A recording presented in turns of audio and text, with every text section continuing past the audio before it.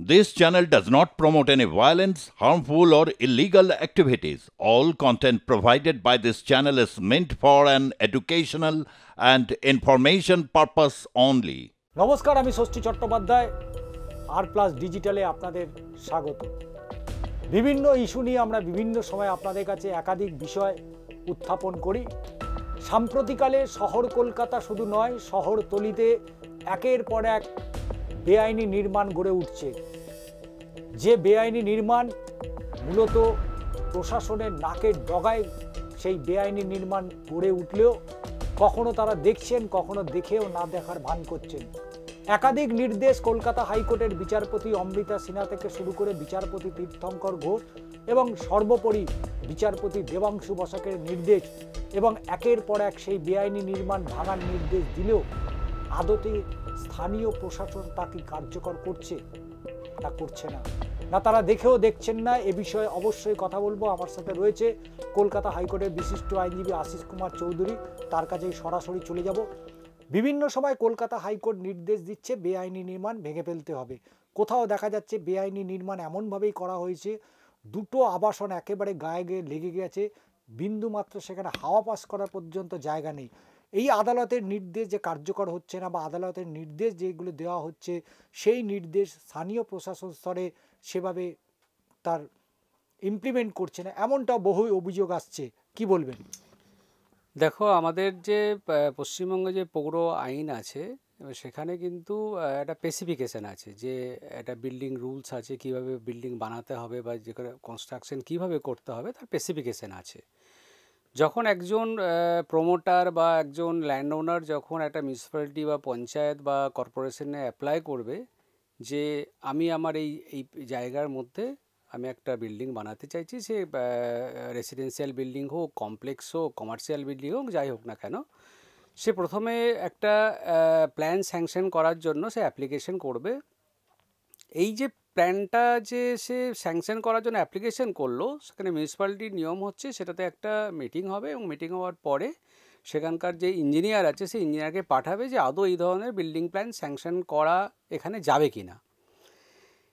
তারপরে ইন্সপেকশন হয়, ইন্সপেকশনের রিপোর্ট আসে, রিপোর্ট আসার পরে কিন্তু সমস্ত কিছু খতিয়ে দেখে তারপরে একটা বিল্ডিং প্ল্যানটাকে স্যাংশন দেওয়া হয়।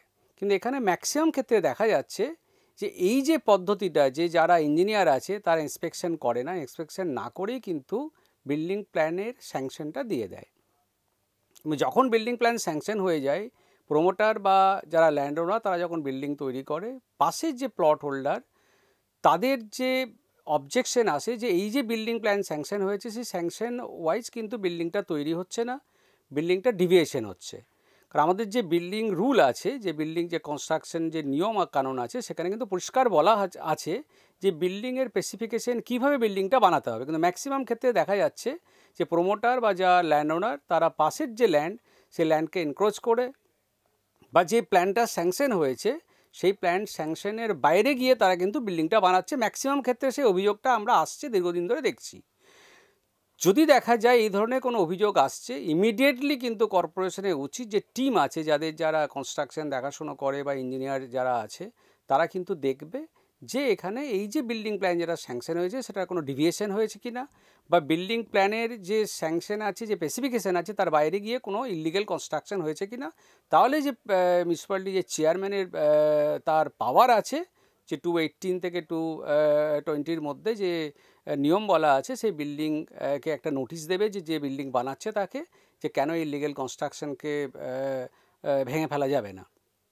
কিন্তু ম্যাক্সিমাম ক্ষেত্রে এই সদিচ্ছার অভাব থাকে। তার জন্য যারা কমপ্লেনেন্ট তারা কোর্টে আসে, কোর্ট কিন্তু স্পেসিফিক্যালি বারবার মিউনিসিপ্যালিটির কাছে জানতে চায় যে বিল্ডিং বা যে কনস্ট্রাকশন হয়েছে সেই কনস্ট্রাকশনটা ইলিগেল অর লিগেল। ম্যাক্সিমাম ক্ষেত্রে মিউনিসিপ্যালিটি অনেক সময় সাপ্রেশন করে যে না, এটা আমরা দেখলাম যে এটা এনকোয়ারি করে যে বিল্ডিংটা ঠিকঠাকই হয়েছে। তারপরেও সেটা একটা কমিটি তৈরি করা যেতে পারে বা দেখা যেতে পারে যে এটা বিল্ডিংটা বিয়ন্ড দ্য স্যাংশন প্ল্যান বা ডেভিয়েশন অফ স্যাংশন প্ল্যান হয়েছে। যদি এটা প্রমাণ হয় তাহলে কিন্তু কোর্ট আদালত এটাকে ভেঙে ফেলার নির্দেশ দেয় এবং তার একটা টাইম বাউন্ড একটা পিরিয়ডও করে দেয় যে এই পিরিয়ডের মধ্যে কিন্তু বিল্ডিং ভেঙে ফেলতে হবে। ম্যাক্সিমাম ক্ষেত্রে দেখা যায় যদি মিউনিসিপ্যালিটির সদিচ্ছা থাকে তাহলে কিন্তু সেই যে অর্ডার, হাইকোর্ট যে অর্ডার দিল সেই অর্ডারের ভিত্তিতে কিন্তু বিল্ডিংটা ভেঙে ফেলা হয় বা যে পোর্শন ডিভিয়েশন হয়েছে সেই ডিভিয়েশনটাও কিন্তু ভেঙে ফেলা হয়। কিন্তু অনেক ক্ষেত্রে দেখা যায় তার গাফিলতি হচ্ছে, বা যদি কোনো প্রোমোটারের সাথে কোনো কর্পোরেশন বা মিউনিসিপ্যালিটি বা পঞ্চায়েতের যদি কোনো রকম একটা আন্ডারস্ট্যান্ডিং থাকে, তাহলে সেই ক্ষেত্রে যারা কমপ্লেনেন্ট, যাদের ল্যান্ডকে এনক্রোচ করে বিল্ডিং বানানো হয়েছে, তাদেরকে বারবার হ্যারাসমেন্ট হতে হয়। এবং তারপরে যদি হাইকোর্টের অর্ডার যদি তারা অবমাননা করে, তারপর তাদেরকে হাইকোর্টের দ্বারস্থ হয় যে তোমার যে স্পেসিফিক অর্ডার হাইকোর্ট দিয়েছিল সেই অর্ডারের ভিত্তিতে এটা মানা হচ্ছে না, এখন ইলিগেল কনস্ট্রাকশন হয়েছে। তখন কিন্তু কোর্ট ইমিডিয়েটলি পদক্ষেপ নেয়, বা যে চেয়ারম্যান যেটা কমপ্লাই করেনি, যে হাইকোর্টের অর্ডার যে মানেনি, তার এগেনস্টে কন্টেম্প রুল ইস্যু করে।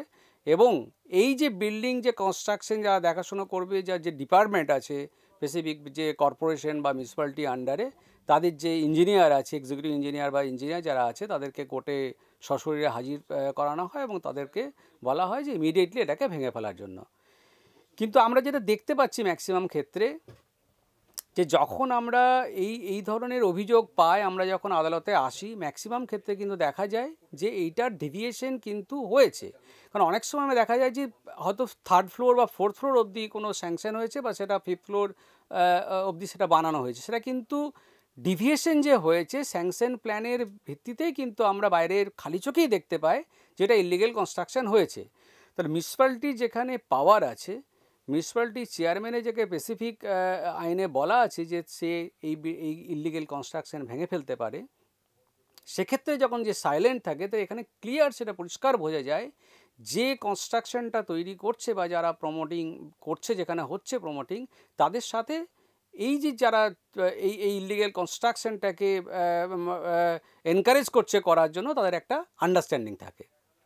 প্রশ্ন কিন্তু এই জায়গায় প্রশ্ন আসছে যে নিউ টাউন হোক, গার্ডেন রিচ হোক, মেটিয়াবুরুজ হোক, বা শ্রীরামপুর হোক, বা পুরুলিয়া শহর এবং শহরতলিতে যেভাবে বেআইনি নির্মাণ যে গড়ে উঠছে, সেই বেআইনি নির্মাণের ক্ষেত্রে দেখা যাচ্ছে যে পুরসভা কখনো কখনো তারা কিন্তু একেবারে নিশ্চুপ হয়ে যাচ্ছে, বা তাদের কাছে সেই রকম খবর এলেও তারা কিন্তু স্বতঃপ্রণোদিতভাবে তার কিন্তু লিগ্যাল করে অ্যাকশান নিচ্ছে না।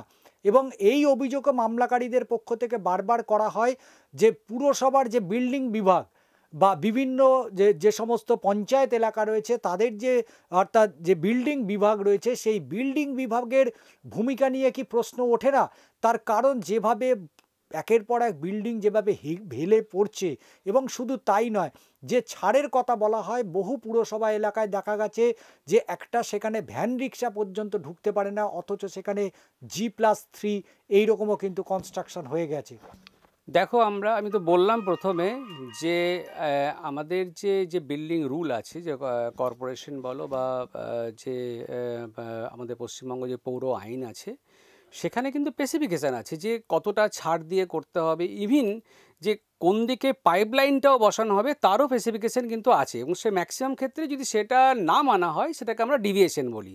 এবার ডিভিয়েশন যদি হয়, তাহলে কোর্ট কখনোই সেই ডিভিয়েশনটাকে কিন্তু রেগুলারাইজ করবে না।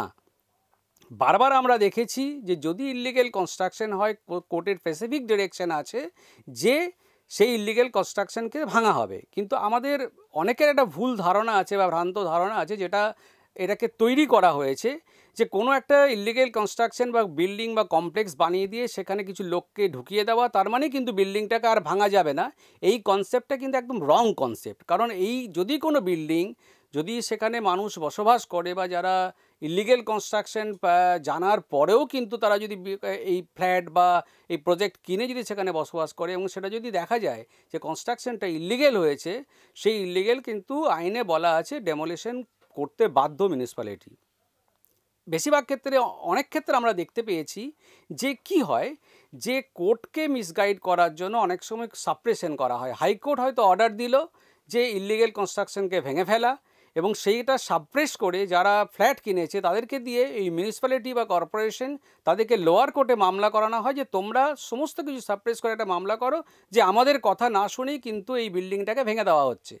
এই মিসআন্ডারস্ট্যান্ডিং বা এই ধরনের সাপ্রেশন অফ ফ্যাক্টস যখন হাইকোর্টের কাছে ধরা পড়ে, এবং হাইকোর্টে যখন তুলে ধরা হয় যে হাইকোর্টের স্পেসিফিক ডিরেকশন আছে যে এই ইলিগেল কনস্ট্রাকশনকে ভেঙে ফেলতে হবে, সেটাকে মিসইউজ করে এবং সেটাকে সাপ্রেস করে মিউনিসিপ্যালিটি কিন্তু পরামর্শ দেয় বা যা প্রমোটার যারা এই বিল্ডিংটা বিক্রি করে ফেলেছে বা এখানে কোনো লোক এখানে চলে এসছে বা যা মানুষ বাস করছে, তাদেরকে যদি বিভিন্ন ধরনের ভুল মামলা করানো হয়, পরবর্তীকালে কি দেখা যায় তারা সাফার হয়, তারা লুজার হয়। কারণ ব্যাংক লোন নিয়ে বা তাদের সর্বশান্ত হয়ে বা সমস্ত কিছু বিক্রি করে তারা কিন্তু একটা বাসস্থান কেনে, এবং যখন দেখা যায় যে এই কনস্ট্রাকশনটা এন্টায়ারলি ইল্লিগেল কনস্ট্রাকশন, তখন কিন্তু আমাদের কোনো আইনে বলা নেই যে ইল্লিগেল কনস্ট্রাকশনকে লিগেল করা যাবে বা রেগুলারাইজ করা হয়েছে। সুপ্রিম কোর্টের বিভিন্ন জাজমেন্ট আছে এবং সেখানে বলা হয়েছে যে কোনো মিউনিসিপ্যাল অথরিটি বা কোনো কর্পোরেশন বা স্ট্যাটিউটরি বডি কোনো ইল্লিগেল কনস্ট্রাকশনকে রেগুলারাইজ করতে পারবে না। তাহলে একজন সাধারণ মানুষ তার সমস্ত সঞ্চয় দিয়ে তারা একটা যখন ফ্ল্যাট কেনেন, তাহলে তাদেরকে ফ্ল্যাট কেনার আগে অন্তত কোন কোন বিষয়গুলোকে নজর রাখতে হবে যাতে করে আগামী ভবিষ্যতে তাদের কেনা সেই বিল্ডিং বা সেই ফ্ল্যাট সেটা যাতে বেআইনি না হয়ে যায়?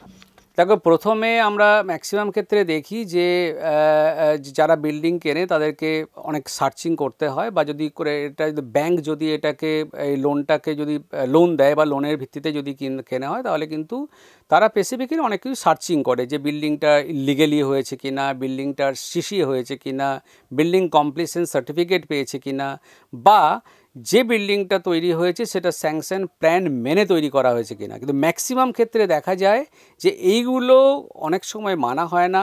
তারা এজেন্টের মারফত বা কোনোভাবে এই বিল্ডিং যারা ফ্ল্যাটগুলো কেনে, পরবর্তীকালে এই যে সমস্ত কিছু খতিয়ে না দেখে তারা যে টাকাটা ইনভেস্ট করে তাদের বাসস্থানের জন্য, তারা সমস্ত কিছু বিক্রি করে যারা এই বাসস্থানগুলো কেনে, পরবর্তীকালে কিন্তু সাফার করে। কিন্তু একজন সাধারণ মানুষ তিনি কি করে বুঝবেন যে তিনি যেটা কিনছেন, যে অ্যাসেটটা কিনছেন সেটা ইল্লিগাল বা বেআইনি? তার দায়িত্ব কিন্তু মিউনিসিপ্যালিটি তার দায় মানে ঝেড়ে ফেলতে পারে না, বা যারা ফিনান্সিয়াল অ্যাসিস্ট্যান্ট যারা দেয়, যারা ব্যাংক লোন দেয় বা ব্যাংক থেকে ফিনান্সিয়াল অ্যাসিস্ট্যান্সের মাধ্যমে কেনে, তাদেরকে দেখে নেওয়া উচিত যে এই ধরনের বিল্ডিংয়ে লোন প্রোভাইড করা যাবে কিনা, বা মিউনিসিপ্যালিটি যারা কর্মকর্তা বা মিউনিসিপ্যালিটি যারা চালান বা যেখানকার বিল্ডিং ইঞ্জিনিয়ার বলুন বা চেয়ারম্যান বলুন, কর্পোরেশনের চেয়ারম্যান বলুন, তাদের কিন্তু একটা দায় থাকে যে তাদের জুরিডিকশনের মধ্যে যে কনস্ট্রাকশনটা হচ্ছে সেটা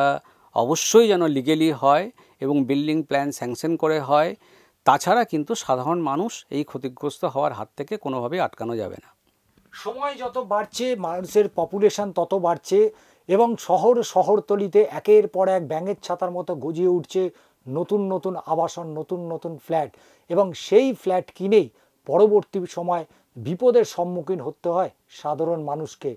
তাই যে কোনো প্রপার্টি, যে কোনো ধরনের ফ্ল্যাট বা বিল্ডিং কেনার আগে অবশ্যই পুরসভা এবং শুধু তাই নয়, জমি সংক্রান্ত বিষয়ে বিএলআরওর সাথে যোগাযোগ করে তার সার্চিং করিয়ে সমস্ত নথি দেখার পরেই তবেই কিন্তু আপনারা আপনাদের বাড়ি বা ফ্ল্যাট কিনতে পারেন।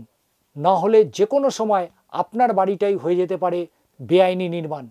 চিত্র সাংবাদিক জয়ন্ত চক্রবর্তীর সাথে ষষ্ঠী চট্টোপাধ্যায়ের প্রতিবেদন, আর প্লাস নিউজ, কলকাতা।